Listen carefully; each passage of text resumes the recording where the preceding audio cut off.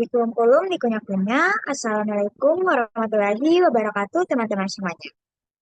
Pertama-tama, saya ingin mengucapkan terima kasih kepada Bapak Ahmad Jajuli, SNM, selaku dosen pengampu mata kuliah Bisnis Internasional, dan juga kepada teman-teman semuanya yang telah menonton dan akan menyaksikan video presentasi kami mengenai Political Economy of International Trade. Oke, sebelumnya izinkan dari kami untuk memperkenalkan diri. Perkenalkan, nama saya Nasma Almenja dengan NIM belakang 116. Perkenalkan, nama saya Zulfa Abdillah dengan NIM belakang 120.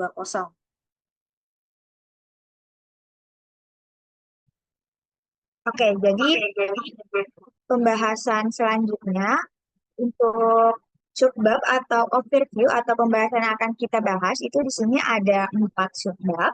Yang dimana yang pertama itu mengenai instrument of trade policy, lalu yang kedua the case of government intervention, lalu yang ketiga the case for free trade, dan yang terakhir development of the global trading system.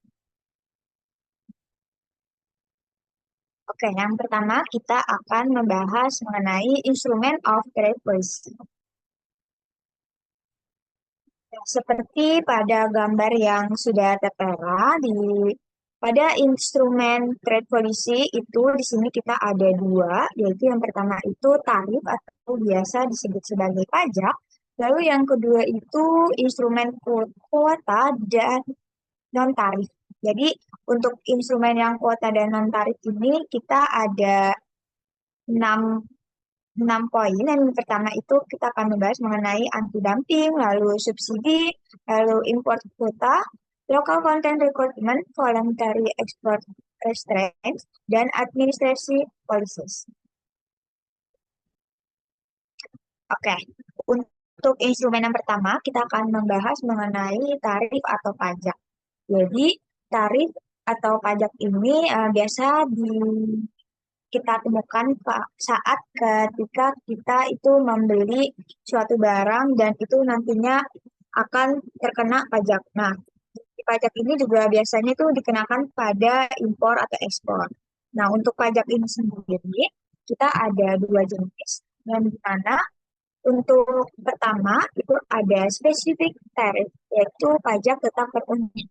Nah, pajak spesifik tarif ini nantinya itu dikenakan sebagai biaya tetap untuk setiap unit.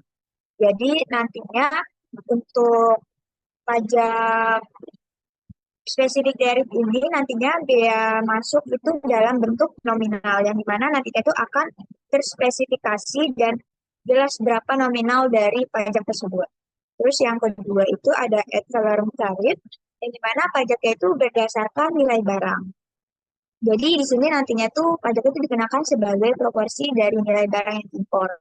Nah, maksudnya biar lebih gampangnya, kalau ad valorem tarif itu biasanya biaya masuknya itu dalam bentuk presentasi. Nah, biasanya kita bisa jumpai ketika kita terkena PPN 11%. Nah, itu bisa termasuk ke dalam ad valorem tarif. Terus juga tarif atau pajak ini diberlakukan untuk melindungi produsen dalam negeri dari persaingan asing. Nah, jadi untuk pajak ini sebenarnya orang-orang yang dapat diuntungkan itu yang pertama ada pemerintah, yang dimana pemerintah itu nantinya mendapat pendapatan negara lah gitu dari pajak yang telah dibayar ini. Nah, terus yang kedua itu ada pedagang dalam negeri, yang dimana pedagang dalam negeri ini kan juga nantinya bisa diuntungkan karena kan kalau kita pajaknya tinggi ya ketika membeli sesuatu barang dari luar negeri nih. Nah, nanti otomatis konsumen-konsumen itu nantinya akan memiliki opsi-opsi lain seperti contohnya bisa mulai lebih membeli ke pedagang dalam negeri. Nah, untuk selanjutnya itu selain tarif tadi kita akan ada quota and non-tarif instrument, yang dimana tadi ada 6 poin. Nah, pertama kita akan membahas mengenai subsidi terlebih dahulu. Jadi subsidi ini merupakan pembayaran yang diberikan oleh pemerintah kepada perusahaan domestik untuk meningkatkan ekspor. Nah, untuk subsidi ini ada dua kategori. Yang pertama itu ekspor subsidi, yang dimana di sini kebijakan pemerintah yang memberikan dukungan finansial kepada perusahaan atau industri untuk meningkatkan ekspor barang dan jasa. Nah, jadi secara singkatnya untuk ekspor subsidi itu ya pemerintah memberikan bantuan keuangan nih kepada pedagang dalam negeri untuk bisa membuat produknya itu diekspor. Nah, untuk ekspor kan kita pastinya itu bakal mengeluarkan banyak biaya ya. Nah, dengan banyak biaya tersebut, pemerintah tuh bisa memberikan bantuannya. Terus selanjutnya itu ada production subsidi, yang mana di situ kan ada artinya itu bantuan keuangan yang diberikan kepada produsen untuk mengurangi biaya produksi mereka, sehingga mereka dapat memproduksi barang dengan harga yang lebih kompetitif.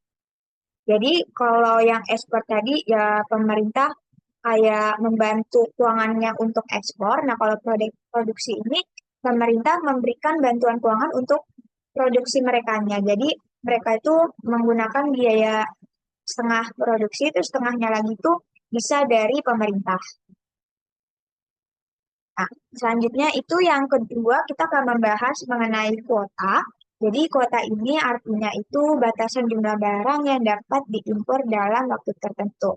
Nah, jadi di sini udah jelas ketika kita mau mau mengimpor barang di suatu negara itu mempunyai kebijakan juga yang dimana ada namanya batasan jumlah barang. Jadi nggak bisa semua barang-barang dari luar negeri itu semuanya langsung masuk ke dalam negeri, tapi itu juga ada batasannya.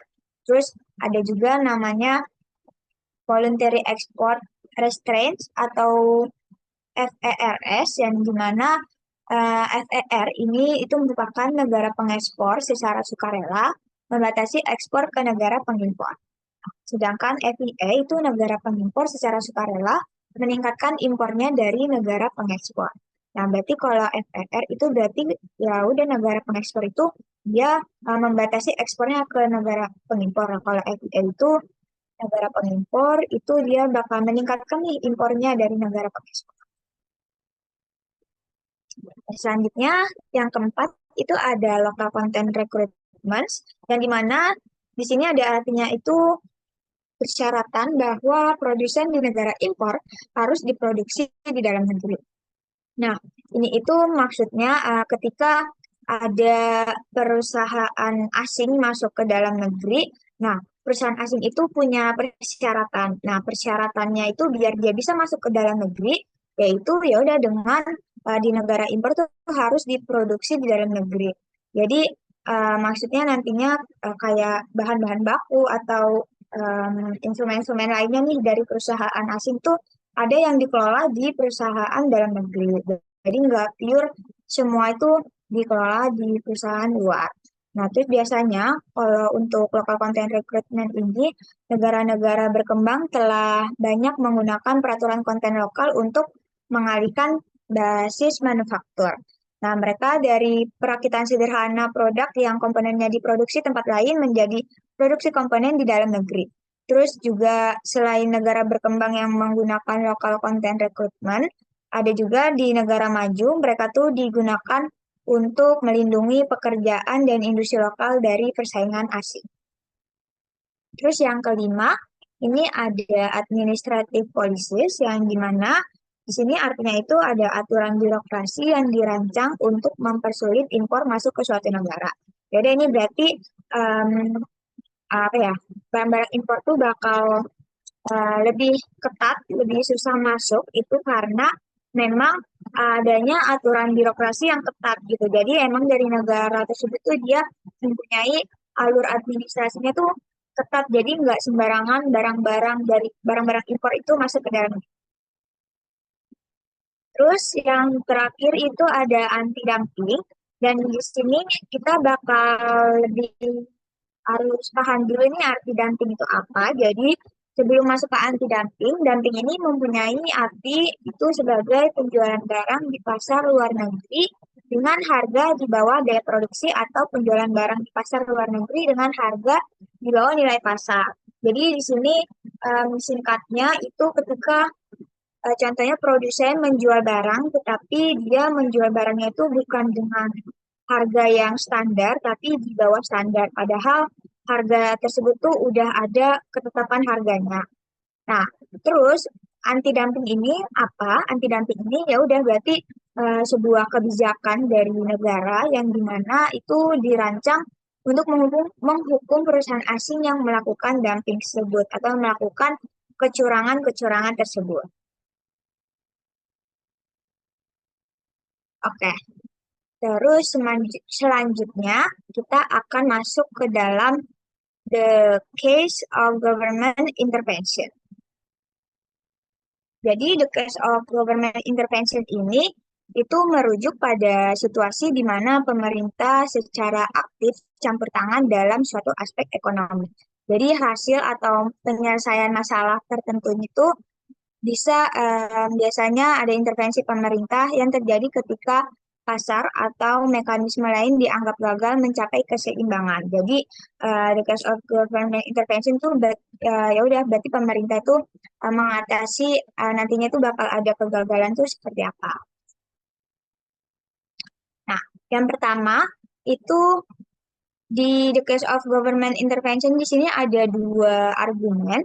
Jadi yang pertama itu ada argumen politik dan yang kedua ada argumen ekonomi. Nah, untuk argumen politik ini intervensinya itu berkaitan dengan perlindungan kepentingan kelompok tertentu dalam suatu negara. Nah, biasanya itu produsen yang lebih untung, seringkali mengorbankan kelompok lain, bisa konsumen. Nah, berarti kalau di argumen politik itu memang yang lebih mendapatkan keuntungannya itu produsen dibanding konsumen. Nah, kalau yang argumen ekonomi itu untuk intervensi, biasanya berkaitan dengan peningkatan kekayaan keseluruhan suatu negara, yang dimana itu untuk keuntungan semua orang, baik produsen maupun konsumen.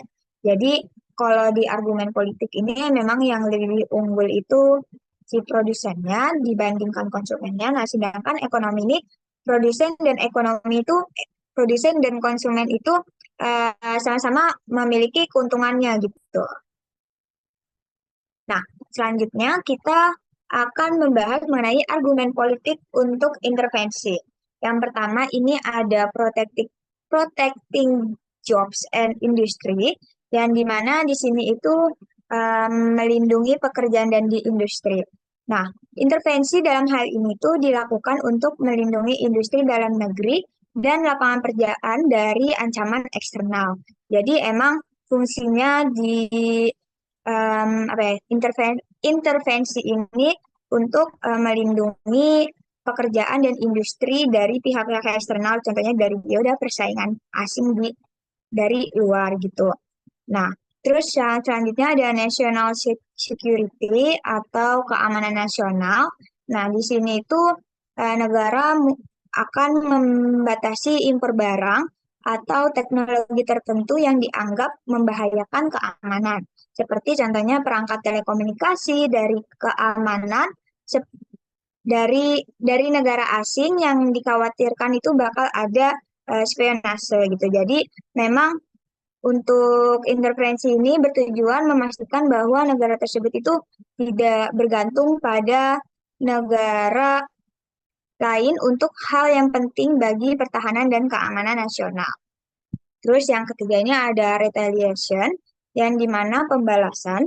Jadi pembalasan dimaksud adalah intervensi ini tuh dalam bentuk pembalasan yang dilakukan sebagai respon terhadap tindakan negara lain yang dianggap merugikan.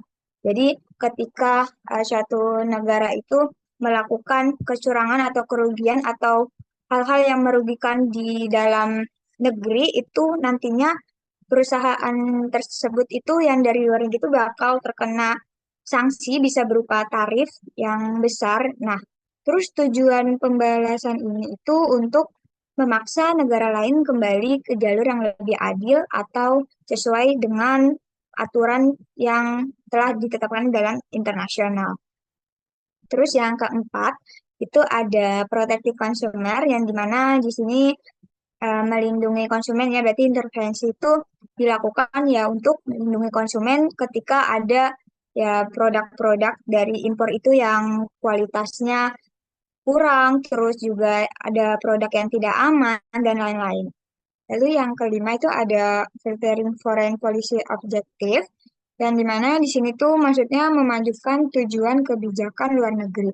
Jadi di sini tuh maksudnya intervensi itu sering digunakan sebagai alat untuk mencapai tujuan kebijakan luar negeri. Seperti contohnya itu memperkuat aliansi dengan negara-negara lain, terus menyebarkan nilai demokrasi, atau mendukung negara-negara yang strategis secara geopolitik. Terus yang terakhir ini ada protecting human rights, yang dimana ini juga bisa melindungi hak asasi manusia. Itu kan intervensi kan yang dilakukan dengan alasan melindungi hak asasi manusia biasanya terjadi dalam situasi di mana terjadi pelanggaran besaran terhadap HAM atau organisasi internasional. Nah, makanya dengan itu um, adanya lindungan terhadap hak asasi manusia. Lalu selanjutnya itu ada argumen ekonomi untuk intervensi. Di sini ada dua kategori. Yang pertama itu the influence industry argument, dan di mana di sini tuh argumen industri baru. Jadi ketika industri baru itu kan mereka kan membutuhkan semacam dukungan dari pemerintah ya, dukungan bisa berupa perlindungan maupun ya udah perlindungan karena adanya hukum-hukum yang telah berlaku. Nah, di sini pastinya industri baru itu perlu juga dukungan dari pemerintah karena agar tidak kalah saing nih dengan dari industri-industri yang udah terkenal yang gimana notabene itu dari luar negeri. Nah, jadi the influence industry argument itu ya udah berarti di sini pemerintah tuh bakal membantu industri baru tersebut lah yang ada di dalam negeri. Terus selanjutnya itu ada strategi trade policy atau kebijakan perdagangan strategis. Itu di mana industri-industri tertentu terutama yang memiliki karakteristik monopoli atau oligopoli, misalnya industri berteknologi tinggi itu dapat berperan dalam menciptakan keunggulan kompetitif bagi perusahaan domestik melalui intervensi perdagangan yang strategis. Nah, tujuan kebijakan ini tuh untuk membantu internasional dalam industri di mana hanya sedikit pemain yang dapat bertahan dan persaingan global itu sangat ketat. Oke, mungkin bisa dilanjut oleh Julfa Abdillah. Oke, selanjutnya kita akan membahas mengenai the case for free trade atau argumen untuk perdagangan bebas. Boleh minta tolong di next?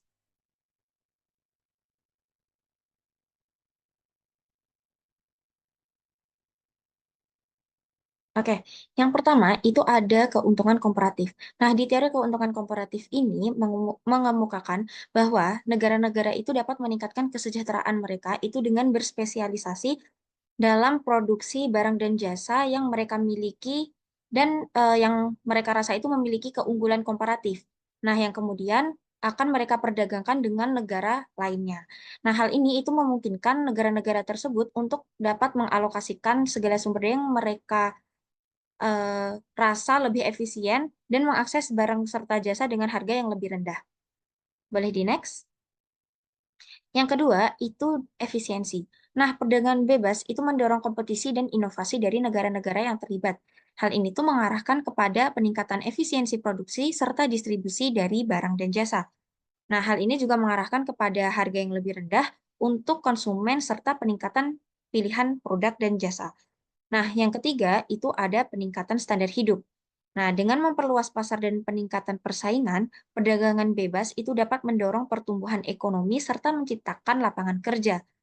Selain itu, perdagangan bebas itu juga dapat meningkatkan standar hidup bagi masyarakat di negara-negara yang berpartisipasi. Nah, hal ini itu dapat dicapai melalui peningkatan produktivitas, investasi, hingga akses ke barang serta jasa yang lebih beragam. Yang keempat, itu ada hubungan internasional. Nah, perdagangan bebas itu dapat memperkuat hubungan internasional serta mengurangi konflik dengan mendorong kerjasama ekonomi dan saling ketergantungan dengan negara yang terlibat. Nah, hal ini itu juga dapat membantu mempromosikan stabilitas politik serta keamanan global dari negara-negara yang terlibat. Bisa di next? Nah, selanjutnya kita akan membahas mengenai peran perdagangan bebas dalam pembangunan ekonomi. Yang pertama, itu ada akses pasar, yang kedua investasi asing langsung, ketiga transfer teknologi, keempat peningkatan daya saing. Nah, yang pertama itu ada akses pasar. Nah, perdagangan bebas itu dapat memberikan akses ke pasar yang lebih luas bagi negara-negara berkembang. Nah, hal ini itu dapat memungkinkan mereka untuk dapat mengekspor segala barang dan jasa mereka ke negara-negara yang lebih maju. Nah, hal ini itu dapat membantu negara-negara ini agar dapat meningkatkan pendapatan, menciptakan lapangan kerja, hingga mendorong pertumbuhan ekonomi mereka. Yang kedua, itu ada investasi asing langsung. Nah, perdagangan bebas itu dapat menarik investasi asing langsung dengan menciptakan lingkungan yang lebih stabil dan dapat diprediksi bagi suatu bisnis. Nah, dengan investasi asing langsung ini dapat membantu meningkatkan produksi, teknologi, hingga infrastruktur di negara-negara berkembang. Nah, yang ketiga itu ada transfer teknologi. Perdagangan bebas itu dapat memfasilitasi transfer teknologi dari negara-negara maju ke negara berkembang. Hal ini dapat membantu negara berkembang untuk meningkatkan produktivitas dan mendorong inovasi mereka. Dan yang terakhir itu ada peningkatan daya saing. Nah, perdagangan bebas itu dapat mendorong negara-negara berkembang agar dapat meningkatkan daya saing mereka dengan meningkatkan kualitas produk, efisiensi produksi, serta inovasi. Nah, hal ini itu dapat memungkinkan negara berkembang tadi untuk bersaing secara efektif di pasar global. Boleh tolong di next? Nah, kemudian kita akan membahas mengenai tantangan apa dan kritik apa saja terhadap perdagangan bebas itu sendiri. Kita akan membahas 3 poin, yaitu yang pertama mengenai kesenjangan ekonomi. Nah, perdagangan bebas itu dapat memperburuk kesenjangan ekonomi antara negara-negara maju dan negara berkembang. Nah, negara-negara berkembang itu mungkin menghadapi kesulitan dalam bersaing dengan negara-negara maju yang memiliki segala sumber daya dan teknologi yang lebih maju dan lebih besar. Nah, hal ini itu dapat mengakibatkan eksploitasi tenaga kerja dan sumber daya di negara-negara berkembang, yang mana pada gilirannya nanti dapat memperburuk kesenjangan pendapatan dan kemiskinan. Yang kedua, itu dampak lingkungan. Nah, perdagangan bebas itu dapat memiliki dampak negatif terhadap lingkungan, seperti peningkatan emisi karbon, polusi, hingga kerusakan habitat. Nah, hal ini itu terjadi karena perdagangan internasional itu dapat mendorong produksi dan konsumsi yang berlebihan, serta perpindahan industri ke negara-negara dengan standar lingkungan yang lebih rendah. Dan yang terakhir itu ada kehilangan pekerjaan. Nah, perdagangan bebas sendiri itu dapat menyebabkan hilangnya pekerjaan di negara-negara maju karena perusahaan telah memindahkan produksi mereka ke negara-negara dengan biaya tenaga kerja yang lebih rendah. Nah, hal ini itu dapat menyebabkan pengangguran dan penurunan standar hidup bagi pekerja di negara-negara maju. Bisa tolong di next? Nah, yang terakhir kita akan membahas mengenai development of the trading system atau pengembangan sistem perdagangan global. Boleh minta tolong di next? Yang pertama, itu kita akan membahas mengenai perundingan perdagangan. Nah, di perundingan perdagangan sendiri terdapat Organisasi Perdagangan Dunia atau biasa dikenal sebagai WTO dan perjanjian perdagangan regional seperti Perjanjian Perdagangan Bebas Asia Pasifik atau biasa dikenal dengan TPP dan Perjanjian Perdagangan Bebas Amerika Utara atau biasa dikenal dengan NAFTA. Nah, mereka ini terus memainkan peran penting dalam membentuk sistem perdagangan global.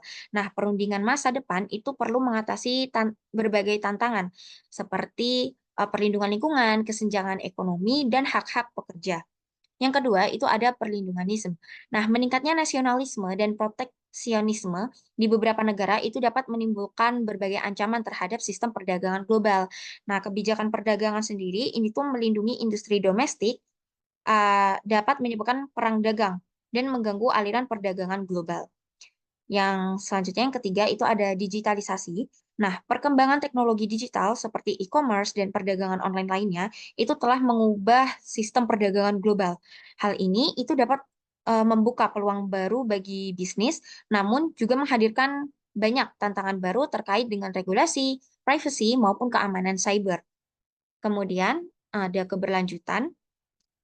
Keberlanjutan sendiri itu menjadi semakin penting dalam perdagangan global karena negara-negara itu perlu bekerja sama untuk mengatasi perubahan iklim, kekurangan sumber daya, dan masalah sosial lainnya yang dikaitkan dengan perdagangan internasional. Nah, yang terakhir itu ada isu kontemporer dalam perdagangan global sendiri. Bisa di next.